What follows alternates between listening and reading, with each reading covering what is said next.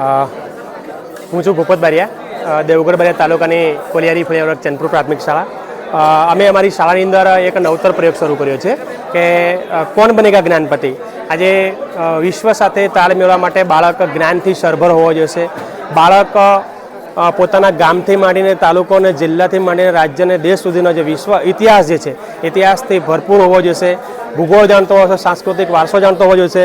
પછી એના માટે અમે શાળામાં કોણ બનેગા જ્ઞાનપતિ કાર્યક્રમ શરૂ કર્યો છે, ઇનોવેશન શરૂ કર્યું છે। આ ઇનોવેશનની અંદર અમે દરરોજના નવા 10 પ્રશ્નો ગ્રીન બોર્ડ ઉપર લખીએ છીએ। આ લખેલા પ્રશ્નો બાળકો પોતાની નોટબુક્સની અંદર પણ ઉતારે છે અને એ વાંચે પણ છે।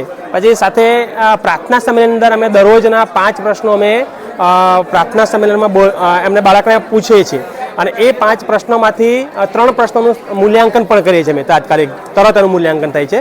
તો આ રીતે સાથે બાળકો એની પોતાની પણ નોટબુક્સ બનાવી છે કે જાણવા જેવું છે, આ બધું લખે છે, પોતે પોતાની નોટબુક્સની અંદર ઉતારે છે।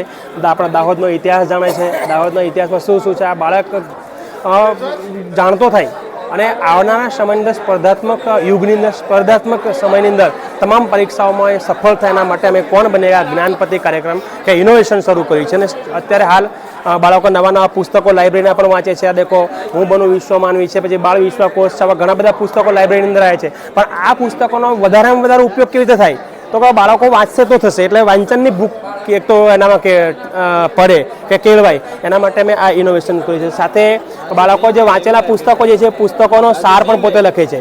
માનો કે કાયદાના ફાયદા, આવા બધા પુસ્તકો જે વાંચે છે અને પુસ્તકનો સાર પણ પોતે લખે છે। આ અમારો એક નવતર પ્રયોગ છે બાળકો માટે અને આવનારા સમયની અંદર બાળક ટકી શકે, જ્ઞાનથી ભરપૂર રહે અને સ્પર્ધાત્મક પરીક્ષાઓ સારી રીતે સફળ રીતે પાસ કરે એ અમારો મુખ્ય હેતુ છે। જય હિન્દ।